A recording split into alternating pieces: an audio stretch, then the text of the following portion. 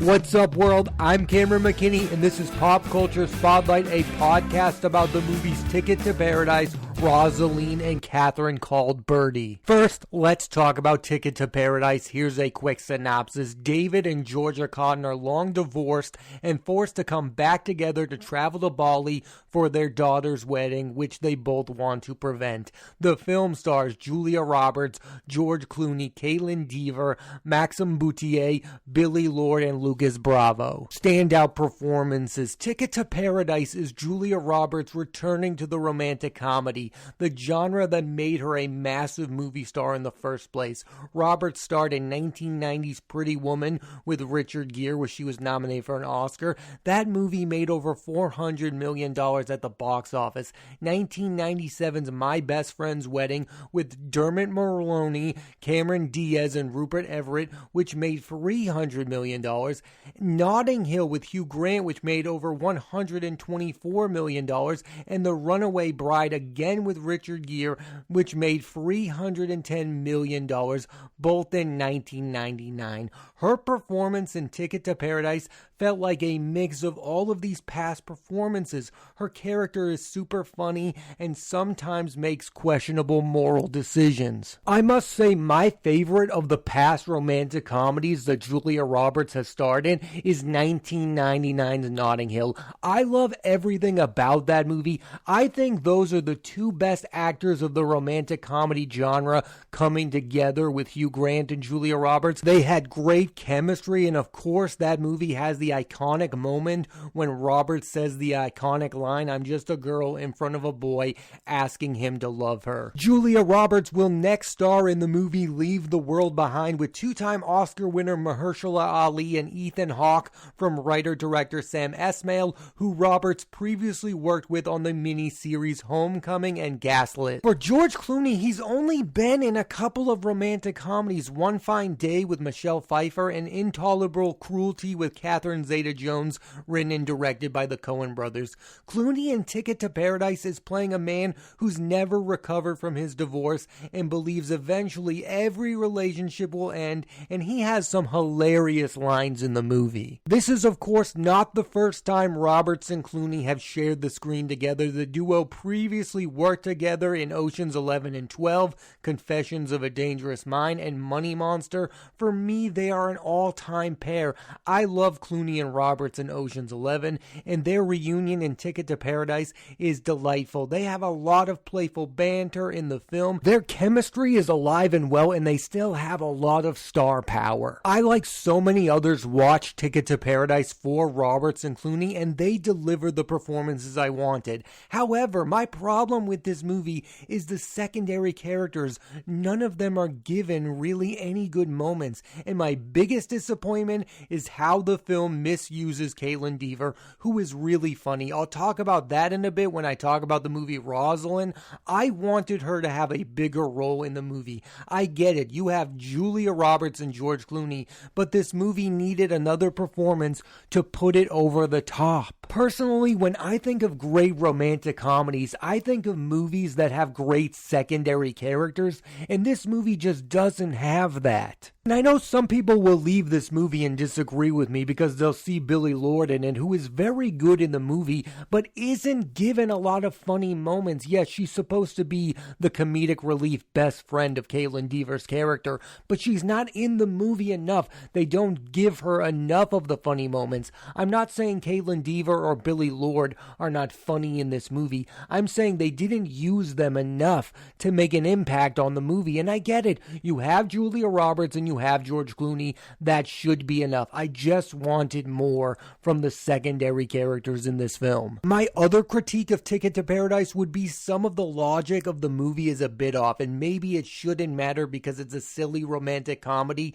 but it bothers me a little. The setup of these movies matter. Luckily for this film, Roberts and Clooney cover for the clumsiness of the plot plot. The upside for this movie is its humor. We all know the state of comedies at the movies. There are not so many of them, so it was cool to go to the movies and laugh.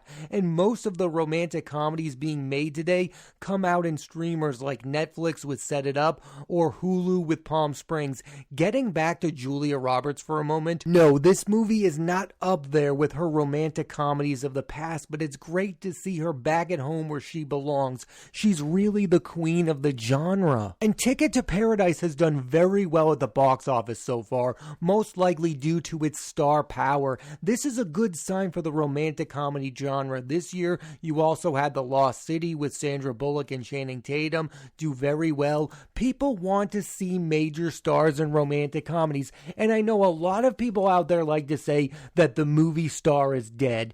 Think about some of the most successful non-superhero movies that have come out this year. They have starred George Clooney, Julia Roberts, Sandra Bullock, Channing Tatum, and Brad Pitt. Those are movie stars. People went to go see those movies because of those actors. Bullet Train was a hit because of Brad Pitt. Ticket to Paradise is a hit because of Julia Roberts and George Clooney. The Lost City was a hit because of Sandra Bullock and Channing Tatum. The movie star still matters. Clearly not as much as it used to, but still people want to go see a movie star in a movie like this.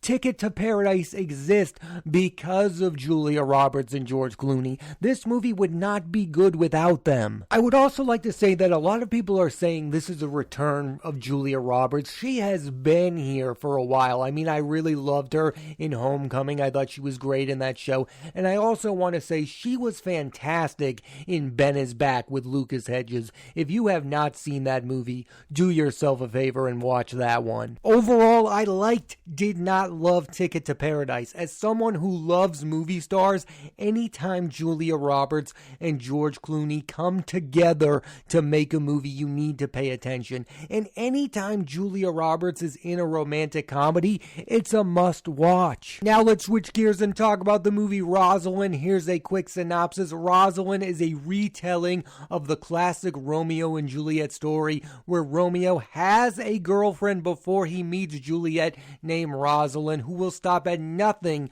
to win him back from Juliet. The film stars Kaitlyn Dever, Isabella Merced, Kyle Allen, Sean Teal, Christopher McDonald, Bradley Whitford, and Minnie Driver. Standout performances. One of the reasons I am a massive fan of Kaitlyn Dever is not only can she deliver great dramatic performances in Short Term 12, Unbelievable, and Dope Sick, she can also give brilliant comedic performances in Booksmart and Rosaline. Dever is really funny, and a lot of that probably has to do with her sitcom background. She was a cast member of the Tim Allen sitcom Last Man Standing. It's worth noting that another big-time actress was also a sitcom actress before she blew up, Jennifer Lawrence, who was in the Bill Engvall Show. Dever is only becoming a bigger and bigger star. She's being given leading roles and parts in movies with big-time stars like Ticket to Paradise. She elevates the movie Rosaline, which is exactly what a movie star is supposed to do. She is one of my absolute favorite actresses working today. Let's talk about her co-star Sean Teal, who plays a character whom Rosaline's father wants her to marry. The funniest scenes in this movie were the ones between Dever and Teal. He really did fit perfectly in with the tone of the movie. And finally, we have to talk about Minnie Driver. This role in Rosaline reminded me of her role in Ella Enchanted. She's underrated in my mind. She's brilliant in Good Will Hunting. I also really liked her in the TV adaptation of About a Boy. Driver will next star in the movie Chevalier with Kelvin Harrison Jr. Director of Rosaline is Karen Maine, who was a co-writer of The Obvious Child, one of the best recent romantic comedies, and wrote and directed the very funny Yes, God, Yes. She's currently working with young actresses and getting great work from them. I loved Natalia Dyer in Yes, God, Yes, and Kaitlyn Dever is great in Rosaline. There will be a lot of people who look at this movie Rosaline and ask the question, why on earth do we need another Romeo and Juliet adaptation? We've seen it modernized a million times. What I would say to those people, this film barely focuses on Romeo and Juliet. It's more about Rosaline, who is a young woman way ahead of her time. I also liked how the movie was making fun of this idea of falling in love with someone you barely know. And that's something that Deaver's character Rosaline is fighting constantly in this movie. But then there's this funny scene where Sean Teal's character asks her, "What do you love about Romeo?" And then she realizes she doesn't even know Romeo as well. I've talked about this before on this podcast, but it's worth reiterating. We are seeing a recent trend of characters in period pieces talk like they live in modern times. For example, Deaver and Rosaline says 100. Other projects like this are Dickinson with Haley Steinfeld and The Great with Elle Fanning and Nicholas Hoult. I have to say, I like it. I think if you want to win awards, you should have the characters talk like that time period and be super dramatic.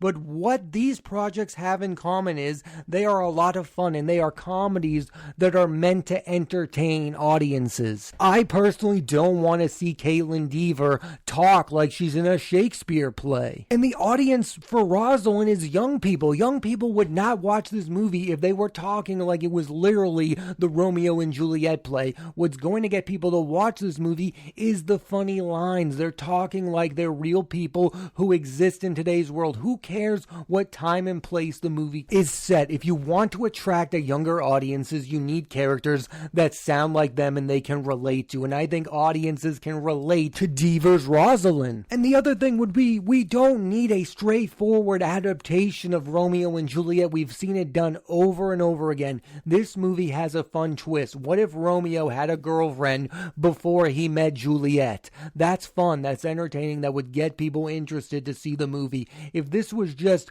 Kaitlyn Deaver playing Juliet, I think that would be boring and dull. This is something new and fresh. Overall, Rosaline is a great acting showcase for Deaver and one of the funniest Shakespeare adaptations with a great twist. Like I said, Kaitlyn Deaver can do it all, comedies and dramas. I just finished watching Dope Sick, which she was brilliant in. She was nominated for an Emmy for that show, and I went back and watched the miniseries Unbelievable. That show is unbelievable, and she's great in that. I think we're looking at one of the biggest future movie stars. I think this person is going to continue to do great work, and I think as much as she was misused in Ticket to Paradise, she was used brilliantly in Rosaline. Looking back, I do find it funny that one of the reasons I was anticipating Ticket to Paradise was to see Kaitlyn Deaver in that movie. I hadn't even heard of the movie Rosaline, and then it showed up on Hulu and I watched it, and she was way better in that than she was in Ticket to Paradise. I think that's the interesting thing about movies.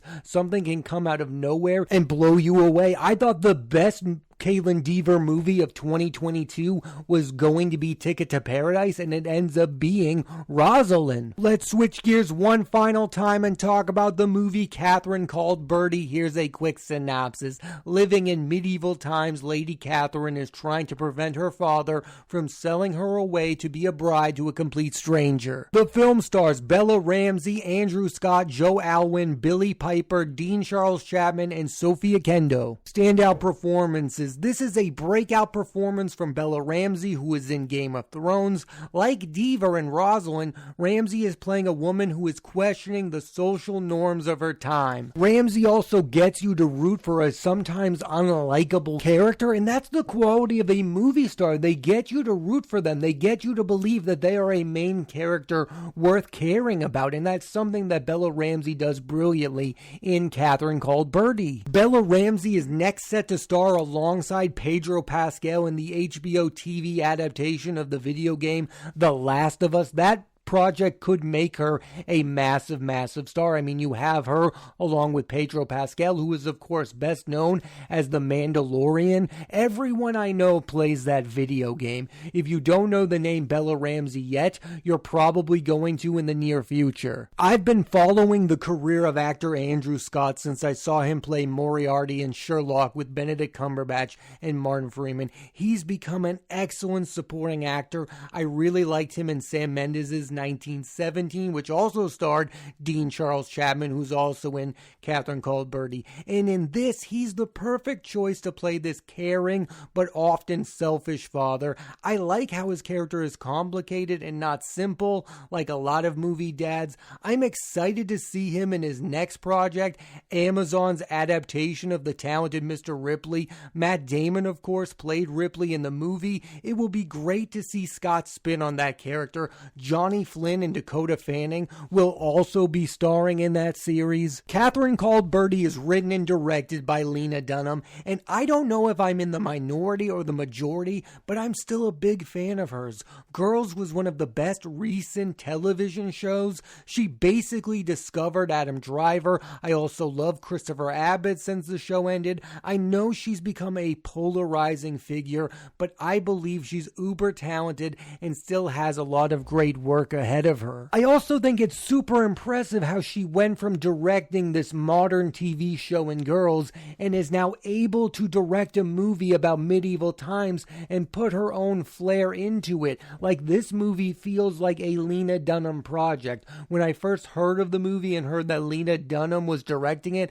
I was like, oh, this is either going to go one or two ways. She's going to try to conform to making a period piece movie, or she's going to make it her own. And luckily, she made it her own. Katherine Called Birdy is adapted from a book, and it's worth noting that the movie has a much more hopeful ending than the book. And this isn't new. Movies made from books often have a happier ending. The most famous example is The Natural. That movie gave us Robert Redford's Roy Hobbs hitting a home run. The book's ending is far more bleak, and I like the fact that Dunham put her own personal stamp on the story by making the ending happier. That feels like Lena Dunham making a decision, making a choice. And I think ultimately it was the right choice. I've heard her talk about it. She didn't want the ending to be bad. She knows that the times that we are living in, there's a lot of darkness around us. It's good to have movies that have a happy ending. I think we might need that now more than ever with movies. Also, just watch the movie. It would not have made sense for this movie to end with a bleak ending. This movie needed a happy ending. It felt like a movie